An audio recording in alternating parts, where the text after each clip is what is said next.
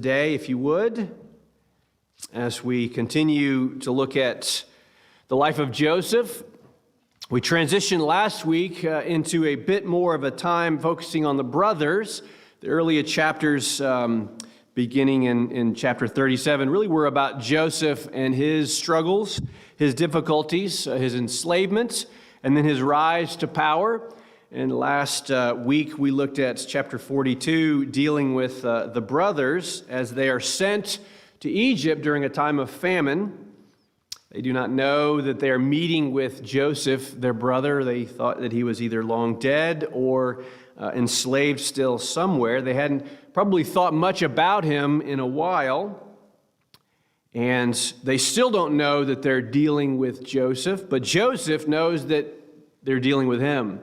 Joseph knows who his brothers are, and so he began to test them. He began to sift them to see, are these the same brothers from years ago that sold me into slavery, that hated me so that first they were going to kill me and then they sold me into slavery? Are these the same men that stand before me now at my mercy, begging and pleading for food? And so we'll move into Genesis chapter 43 now. Read with me, if you would. I'm not going to read the entirety of the passage. We'll come to it in the sermon.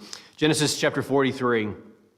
Now the famine was severe in the land, and when they had eaten the grain that they had brought from Egypt, their father said to them, "Go again, let us buy us a little food." But Judah said to him, "The man solemnly warned us, saying, 'You shall not see my face unless your brother is with you.' If you will send your brother with us, we will go down and buy you food. But if you will not send him, we will not go down. For the man said to him, 'You shall not see my face unless your brother is with you.' Israel said, 'Why did you treat me so badly as to tell the man that you had another brother?' They replied, 'The man questioned us carefully about ourselves and our kindred, saying, "Is your father still alive? Do you have another brother?" What we told him was an answer to these questions. Could we in any way know that he would say, "Bring your brother down"? And Judah said to Israel his father, "Send the boy with me, and we will arise and go, that we may live and not die, both we and you and also our little ones. I will be a pledge for his safety. From my hand you shall require him. If I do not bring him back to you and set him before you, then let me bear the blame forever. If we had not delayed, we would have returned twice." Let's pray again. Father, we ask that you would take these stories from long ago, these historical events, and that you would impress them upon our hearts, that we might understand more deeply. And we pray in Christ's name. Amen. One of the greatest issues, I think, on a day-to-day basis, there are many, but one of the things that comes to mind often when someone asks, what is something you struggle with, or what's a physical issue that you have that you struggle with, oftentimes it may not be at the top of the list, but certainly in there might be sleeplessness. We know what it is to be refreshed and to have a wonderful night's sleep.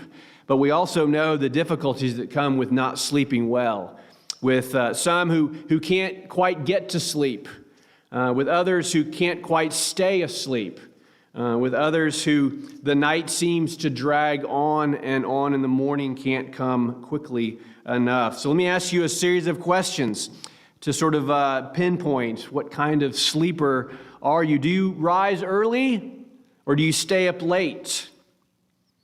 When you do awaken from sleep, do you do it quickly? Do you sort of, spring up and ready for the day? Or does it take you a while, for some of us hours, to fully come alive, to truly awaken? Do you spring from your bed right as the alarm rings the first time?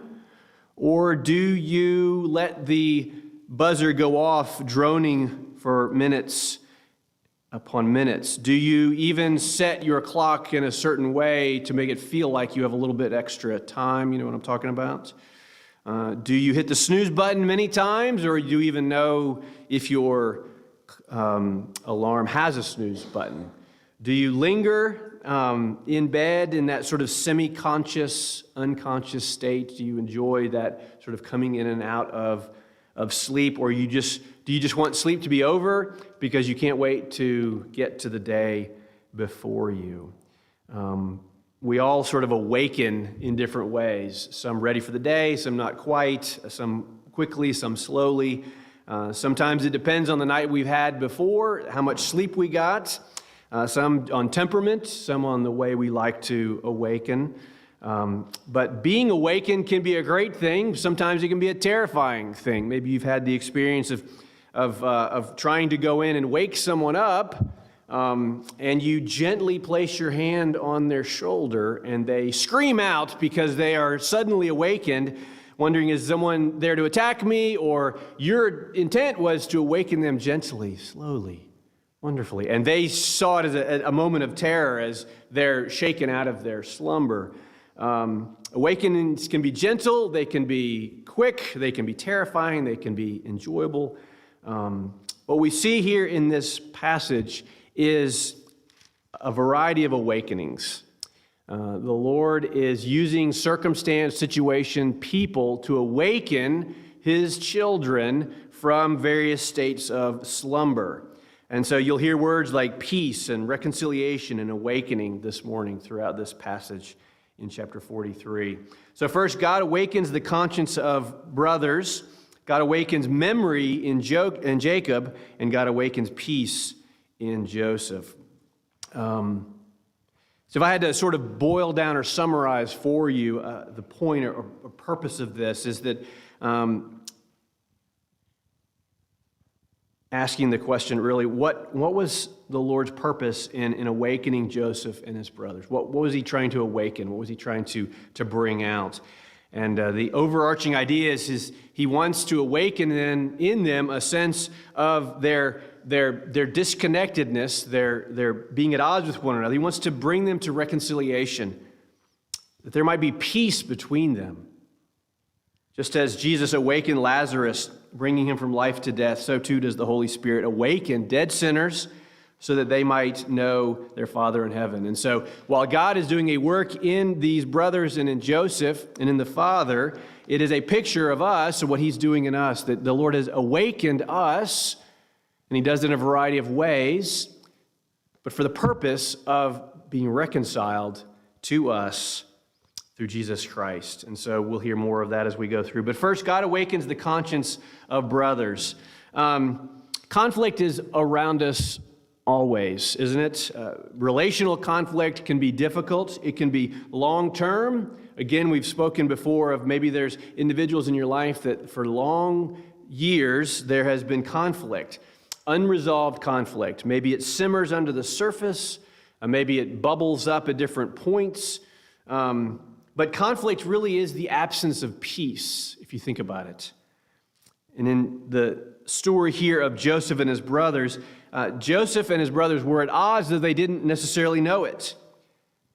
The brothers didn't realize they probably were still at odds. They didn't have peace with Joseph because maybe they thought, again, he was dead, or that they had given so little thought to him in so many different years. But the conflict was there. There's no peace between Joseph and the brothers. They have gravely sinned against their brother. And therefore, there cannot be peace between Joseph and these individuals until their consciences, their awareness of what they did is brought to the surface, until they come to a place where they deal with that. And so these chapters are the awakening of the consciences of the brothers that they might be reconciled to Joseph. Is there conflict in your family today? Just simply ask that question.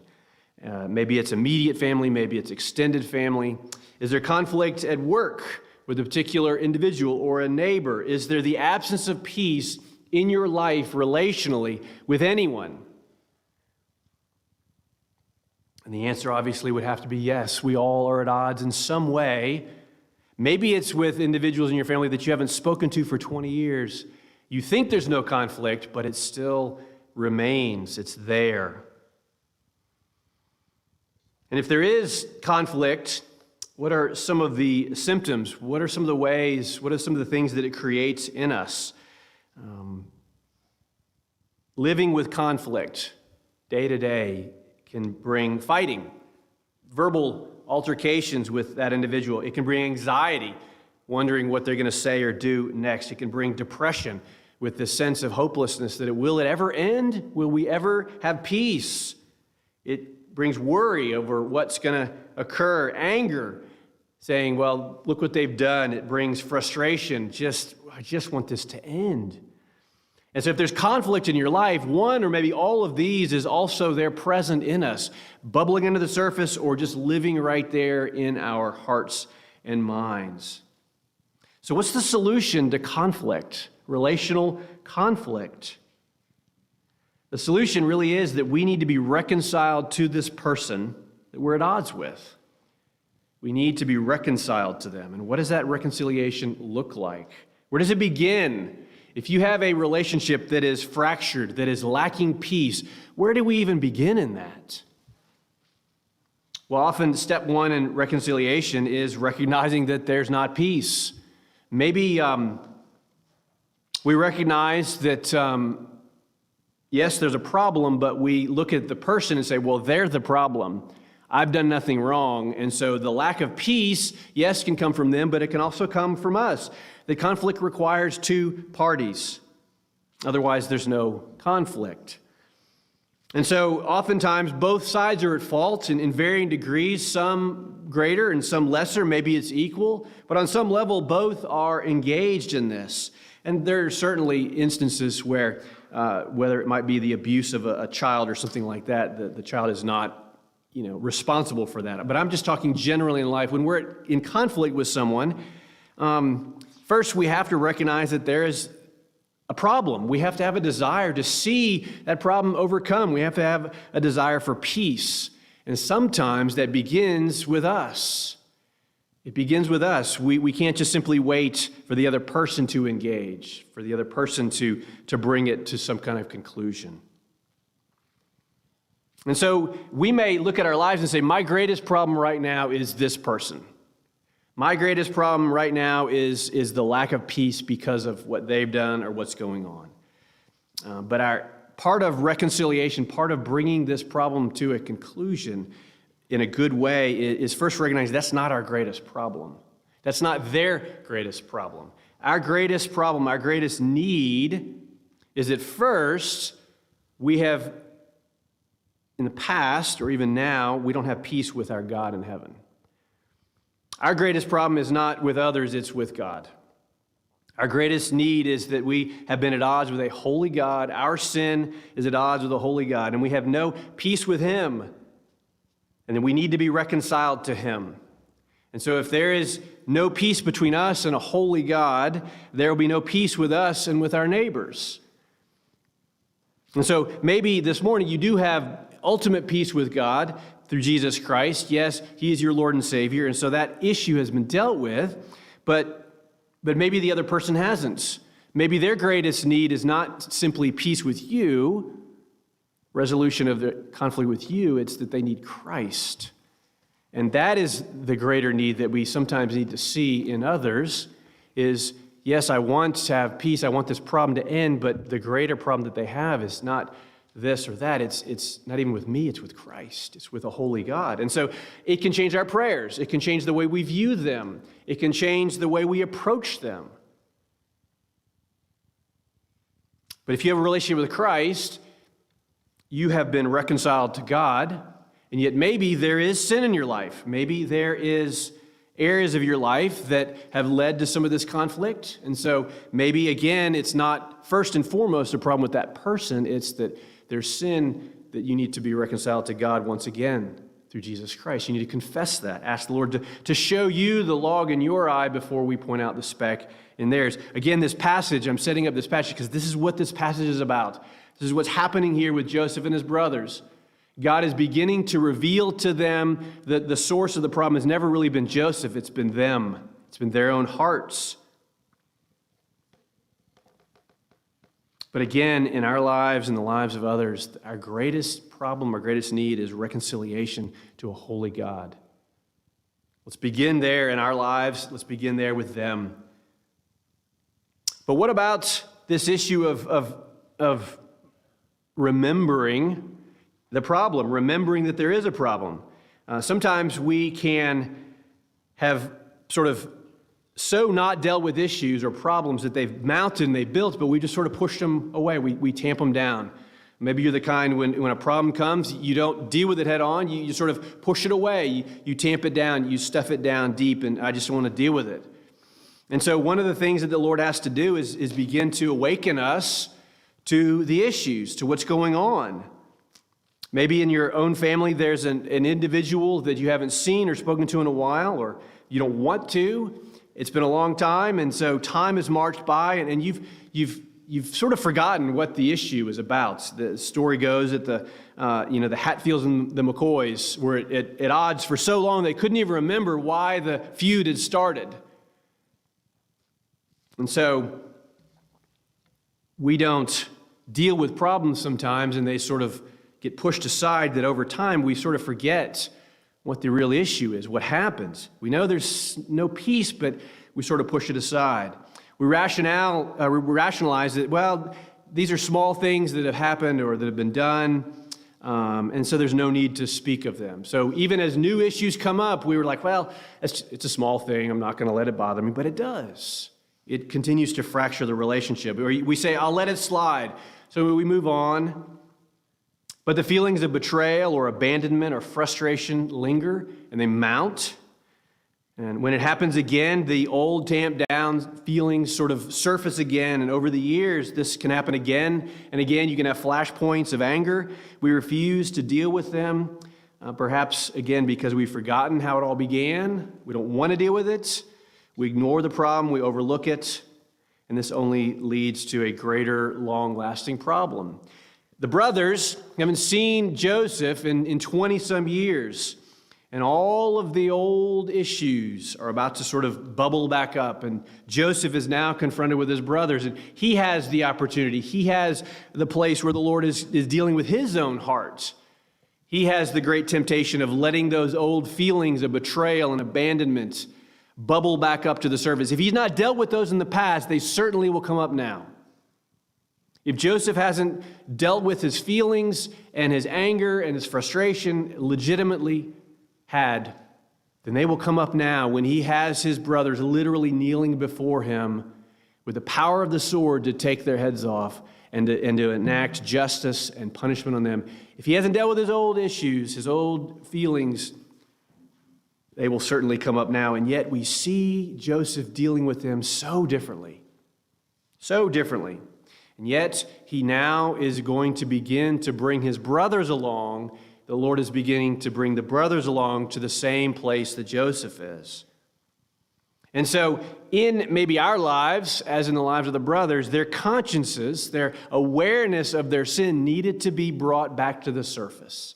The longer sin lingers, the more we tamp it down, the more difficult it is for us to see it. And so when we deal with conflict, we first deal with our God. Secondly, we deal with ourselves. And thirdly, we deal with the other person. And that's what's happening here in this particular passage. The Lord has dealt with Joseph for years, preparing him to be confronted with his brothers again and to be used of the Lord to bring about a great awakening in his brothers as well. And so conflict resolution is what we're talking about here. How do we resolve conflict in our families, in our lives? God is working in the lives of these brothers to bring them to a place where they will be reconciled to Joseph.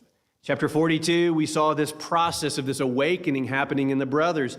There's a famine in the land, and they have no place to go other than to Egypt. And God had worked it in such a way, sovereignly bringing Joseph to the right place at the right time so that there would be plenty of grain and food in Egypt so that the brothers would have to go to Egypt to get what they need. And it just so happens that Joseph, their brother, whom they haven't seen for decades, is the one that they have to come before, though they don't know it. So God begins the process of awakening the brothers to their crime. It's what we have to say it as. They sold their brother It's a horrific crime. It's not just boys will be boys. Oh, brothers fight.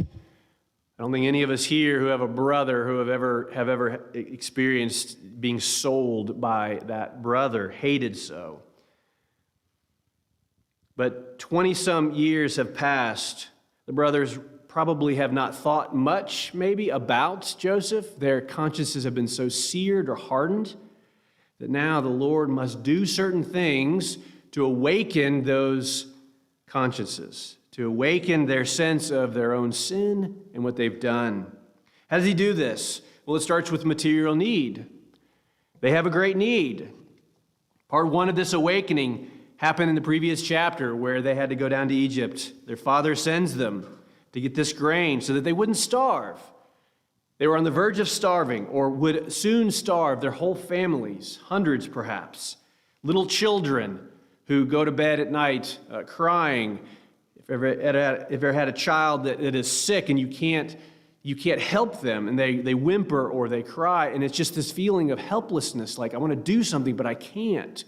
Imagine being in a position where you can't provide them the sustenance, the food that they need. And so the brothers are sent by Jacob to go to the place of Egypt. They've traveled there already once, and they've received many blessings in doing this.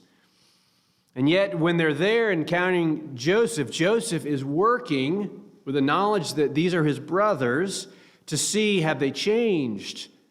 Do they remember what they did? Do they feel badly for what they did? Do they have a desire to be reconciled? Because there is no peace. And so Joseph tests them, and he puts them in circumstances that are difficult.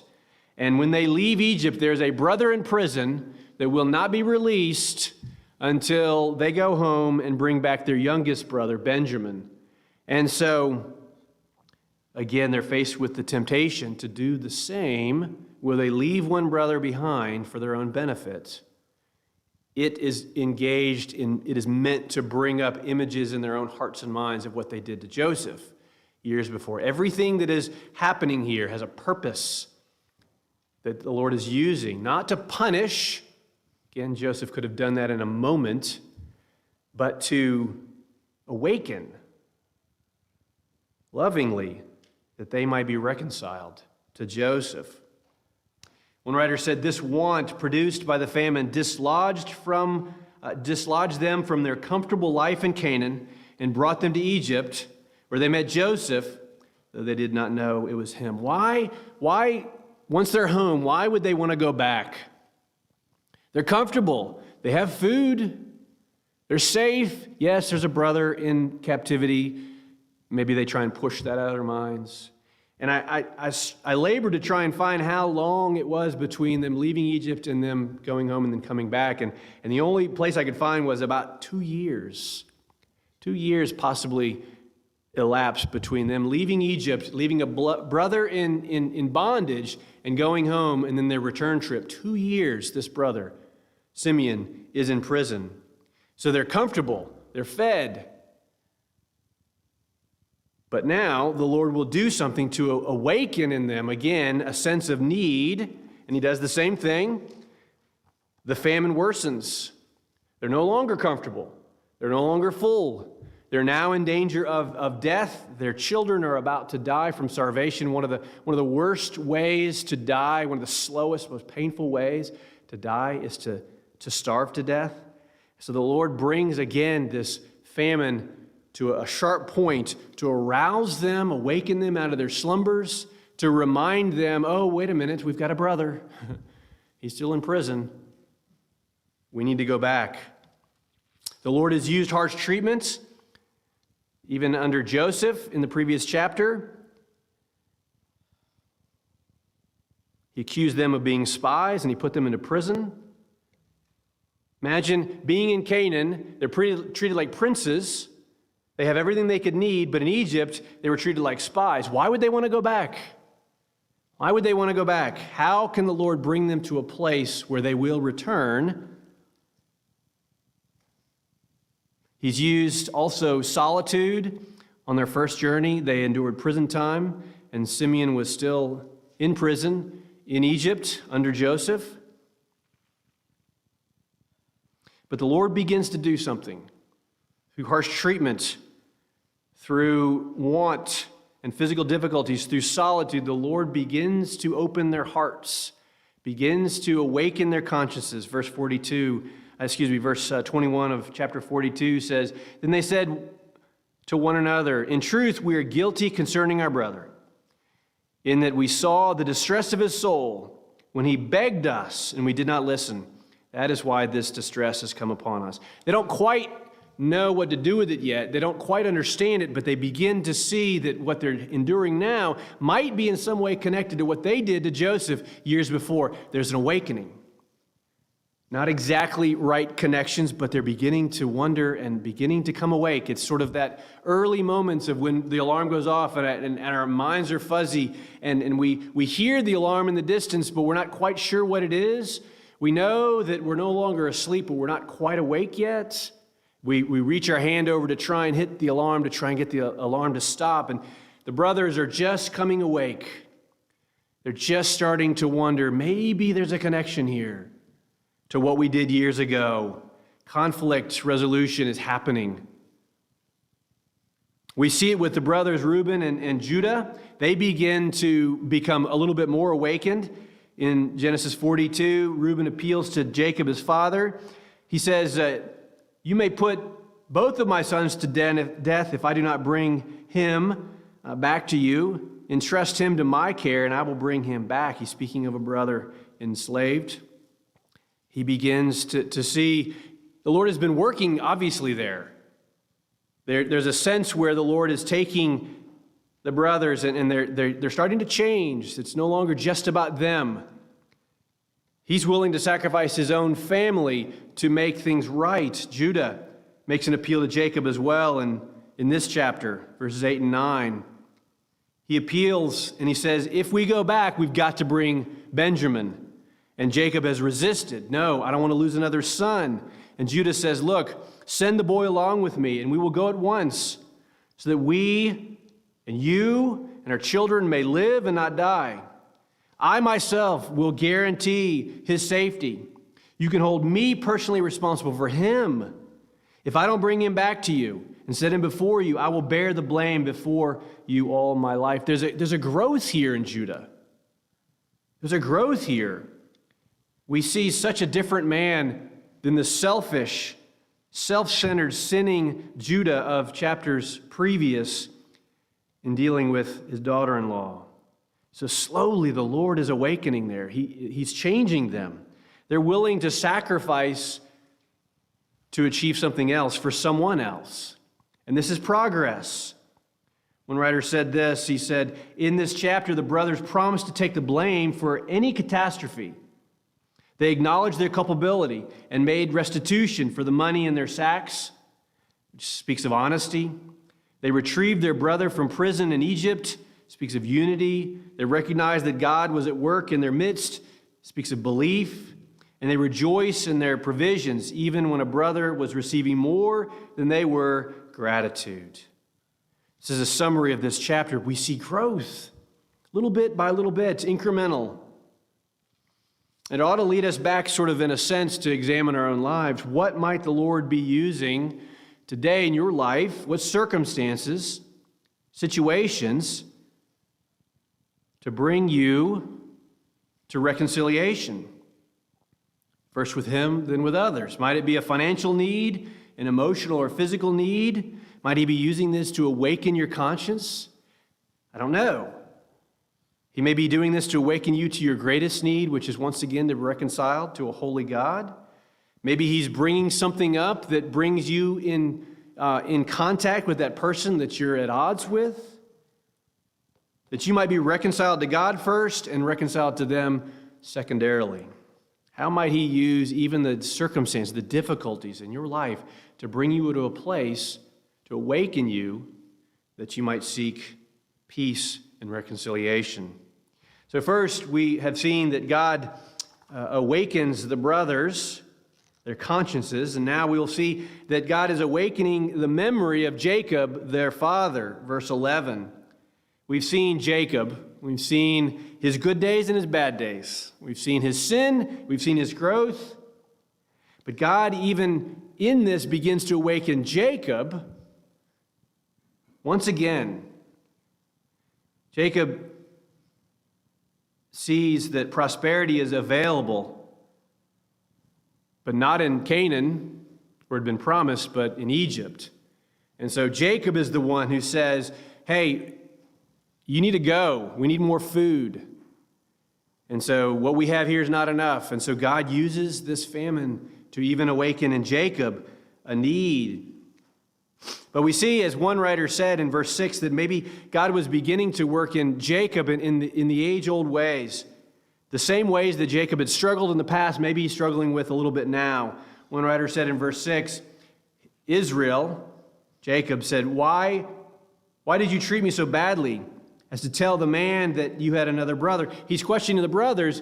When they went before Joseph, he's saying basically, look at what's happened. Simeon is in prisons, and I'm about to lose my youngest. Why would you do this to me? Why would you do this to me?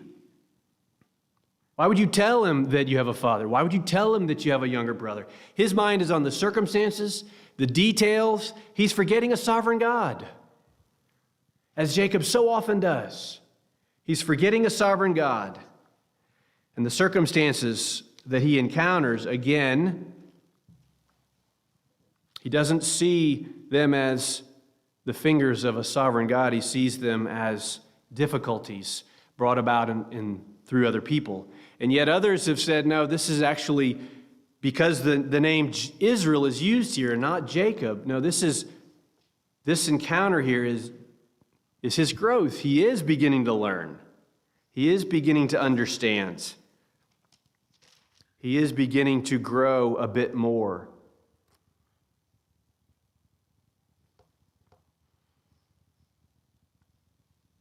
And so if you remember back to Genesis chapter 32, you remember the time when Jacob was traveling with his family and he was about to encounter Esau, the one that he had no peace with, the one that was greatly at odds with him, so much so that he had tried to kill him and he had fled from him, he was away from him, but now he was about to be reunited with him. Does this sound familiar? That the Lord is taking Jacob through something similar as he's taking Joseph and his brothers? Jacob had been apart from Esau for a very long time, and he sent all of his family ahead, all of his provisions ahead to sort of try and soften the encounter with Esau. But in that moment, when he's alone, he wrestles with a man to the break of day, and we come to understand that he was wrestling with God there at the Jabbok. And so God is not through with Jacob, even in this story. He's not through with Jacob because there's still things that God is going to teach Jacob again and again and again. Here in chapter 43, there's some similarities. Jacob is now about to be left alone again. He's about to send all of his family back to Egypt with the very great potential of losing them all. When he was there at the Jabbok, he sent his family ahead to meet up with Esau. He thought he might very well lose his entire family. He is alone. He has nothing. He has no one. The Lord has brought him into a similar place. He's doing some of the same things, leaving him alone. And again, he wrestles with God. Chapter 32, he literally wrestles with God, and the Lord bests him in that. The Lord is continuing to bring Jacob to a place of submission. Here in chapter 43, he's spiritually wrestling with God, questioning God's providence. Is God in charge of all this, or are the brothers responsible? Is this God, or is this Pharaoh and Egypt? And so here also in chapter 43, there's two names that are given, as there were back in chapter 32. Jacob's name was changed to Israel in chapter 32 after he had wrestled with God. It was an indication of a new personality, a new character, a new designation, a covenant name. It was to signify the change that God was bringing about. And yet even here in this chapter, both names are used, Jacob and Israel. And one writer said when Abram's name was changed to Abraham, the old name was never used again. The new name represented a profound and permanent growth in his character, but it has been otherwise with Jacob. In these stories, we see moving back and forth between Israel and Jacob. Say person, and yet there's an indication here that the growth that is happening in Jacob is progressive. He hasn't quite become Israel yet. The Lord has to keep working to bring Jacob to be the person of Israel. Maybe if you had a chance to check in the bread box, you saw in there was some puzzles. My wife loves puzzles, and it seems that as she does more and more, the count grows even more. Used to be 100 and a couple hundred, then 500. She's now doing puzzles that are 1,000 or 2,000, and they get smaller and smaller and smaller. And to do a puzzle, to do one of great size, takes a long time. It takes patience. It is progressive. Each time you sit down to do it, you put one more piece and one more piece and one more piece. And it can take days, hours, because as one writer said, connecting back to change and reconciliation and awakening and God's work in our lives, being like a puzzle, substantive change is not often a sudden 180-degree turn. It usually happens in small, incremental steps. God is patient with us. Small, incremental steps. He doesn't change you overnight, and He doesn't change the other person overnight. We love when God is patient with us, and yet we find it difficult to be patient with others. And so part of this is that God is beginning to work in Jacob slowly, incrementally, changing him from Jacob to Israel. Might the Lord be doing that in you as well? Incrementally. It seems like I'm dealing with the same problems again and again, Lord. Seems like those problems that are from the past are happening again. And the Lord is saying to you, yes, we're going to deal with this again. And we're going to deal with it again. And we're going to deal with it again because change is slow. And incrementally, you begin to move towards Christ-likeness. That relationship may not be changed overnight. It may be incremental, slow. Give others the grace that the Lord gives you. When you're dealing with someone and you see that it doesn't look like they've changed at all, Lord, be gracious because the Lord has been gracious with you. And so as the Lord awakens the consciences of the brother and He awakens the memory of Jacob, so now He is awakening peace in Joseph. Conflict, again, is the absence of peace. In this passage, we have the word peace or shalom. We know that Jewish word shalom, and it's used 4 different times. In verse 23, twice in 27, and then once in 28. This idea of peace for this family is so key because there is no peace. This is a family of chaos. This is a family of difficulty. This is a family of constantly being at odds. And maybe you're like, that's my family. My immediate family, my extended family, those are relationships that I have at work. It is not peace, it is chaos. What can you do, Lord? And so again, we see an illustration, example in Joseph of how the Lord begins to work or has been working. This family that had lacked peace for so long, this peace that was shattered early by Jacob's favoritism. There was no peace between the brothers and Jacob between Joseph and the brothers because Jacob had been a father of favoritism. He robbed them of peace by pitting them against one another. Joseph, his peace may have been, or his part in it, he may have helped for the eroding of this lack of peace and his mishandling of his reporting of the dreams. The brothers certainly shattered any hope for peace when they sold Joseph into slavery. So this is a family of chaos. And we may look at them and say, I'm sure glad our family's not like that. Maybe it's not. Maybe on the edges it is.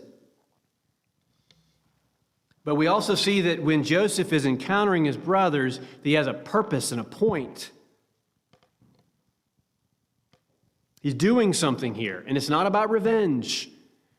It's not about simply trying to gloss over the problem. Oh, you're my brothers. Yeah, I know you tried to kill me, but bygones will be bygones. No, He wants true peace. He wants true reconciliation that can only come through dealing with the issue. Verse 16, when Joseph saw Benjamin with them, he said to the steward of his house, "Bring the men into the house and slaughter an animal and make ready, for the men are to dine with me at noon." Verse 18, and the men were afraid because they were brought to Joseph's house, and they said, "It is because the money which is replaced in our sacks the first time, but we are brought in so that he may assault us and fall on us to make us servants and seize our donkeys." That line cracks me up. Think about it. They're saying, we don't want to go in and dine with Joseph, the prime minister. They don't know it's Joseph yet, because he's probably figured it out. He's going to assault us. He's going to make us slaves because of the money that was in our sacks. Oh, and he wants our donkeys too. How ludicrous. He's prime minister over Egypt. He has the greatest vast storehouse of wealth in history. And they're worried about their little donkeys, that he might want them. The irrationality of sin can take hold sometimes. One writer said, in fact, Joseph had a more delicate target in mind than their donkeys. He was after their hearts. He didn't care about their possessions. He didn't really care about revenge. He didn't care about being seen great in their eyes. He was going after their hearts. He was still seeking to determine the hearts of his brothers in what he was doing. And while his heart was softening to them, he brings them in to eat with him. He wanted true reconciliation, but he knew that only through their awakening would that happen. In the past, he'd used the stick, and now he was about to use the carrot, to use that analogy. He was seeking to awaken in them a sense of gratitude through the gifts.